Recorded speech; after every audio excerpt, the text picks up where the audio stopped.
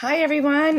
This is Margaret O'Sullivan from NGS Navigators. I just want to tell you some of the resources from this podcast episode, which was Blast Away Misconceptions, Volcano Misconceptions with volcanologist Dr. Janine Krippner.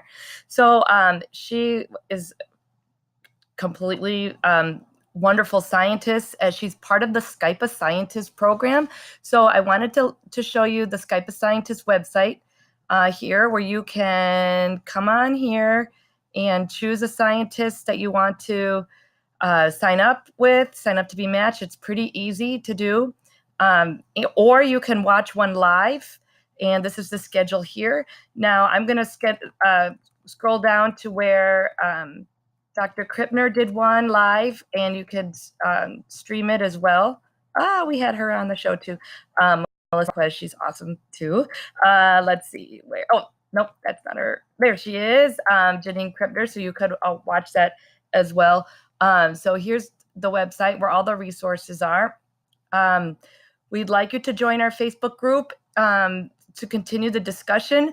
And also you have a chance to win one of these really great world maps that will be laminated for your classroom that show all the plates. This one shows all the earthquakes and volcanoes for the past 100 years. So you could really see some good patterns here. You could see the Mid-Atlantic Ridge, and it's a nice big map to hang on a whatchamacallit bulletin board. And what I really like about this one too is that it's Pacific Ocean centered, so you can really see the Ring of Fire there, that big Pacific plate there. Whereas this one is great too, but it's our more the one that I think most people are used to looking at, where you see the Atlantic and the Pacific Ocean is split in two. So that also brings up some good questions about where we flat maps, where they kind of divide the earth up to lie it flat, how you get a whole different perspective of the earth.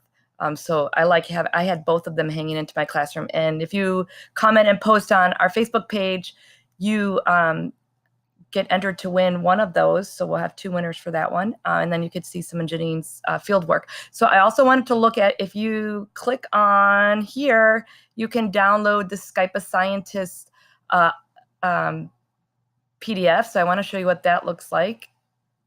Okay. So it gives you all the instructions on how to do it. And then what you can do for the students the day before, during the interview. So, I mean, obviously you can adapt this all you want, but it's NGSS style because, well, first you're going to give them a little bit of an article about your scientist and have them read together, summarize the job, and have them try to think of what is a phenomenon that the scientist is trying to make sense of. What is one of the science and engineering practices that they're using in their work from the article? What disciplinary core idea are they trying to explore? What is one cross-cutting concept that they're working on? So that gives you some really good conversation to start with that's NGSS related. And then they can ask what 3 questions they now have. And then they can get into groups and discuss this with their group, and then choose 3 questions from their group that they want to ask the scientist, because obviously you have limited time to ask the scientist questions in the classroom. And so you can't ask everyone's questions, but maybe you can get the top 10 of the class.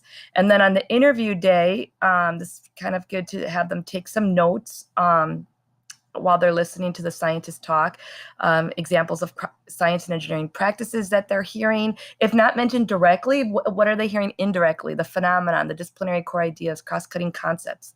So they get an idea of what they're doing in the science classroom now, in the NGSS classroom or the framework classroom, is relatable to what scientists are doing in their jobs. And then after the post-reflection, they can just kind of summarize what they've learned, choose one of them, and compare it to what they're doing in a science classroom. So they can say well, this scientist is studying this phenomenon, which is related to the phenomenon we're studying in class because, or this is the science and engineering practice I noticed the scientist is doing in their work.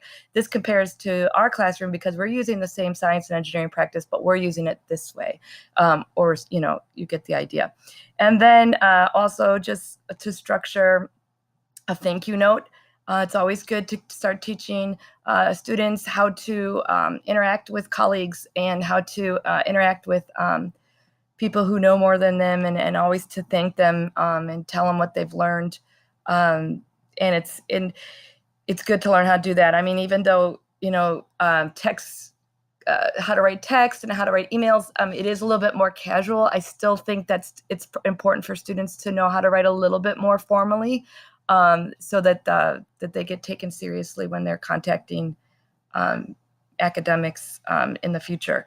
It's just good practice. Whether or not you send all of them to the scientist is up to you, and how you do that. Sure. And of course, so feel free to use any of this, all of it, none of it. I just wanted to kind of give you an idea of what it was before you downloaded it, see if that's something that you wanted to download.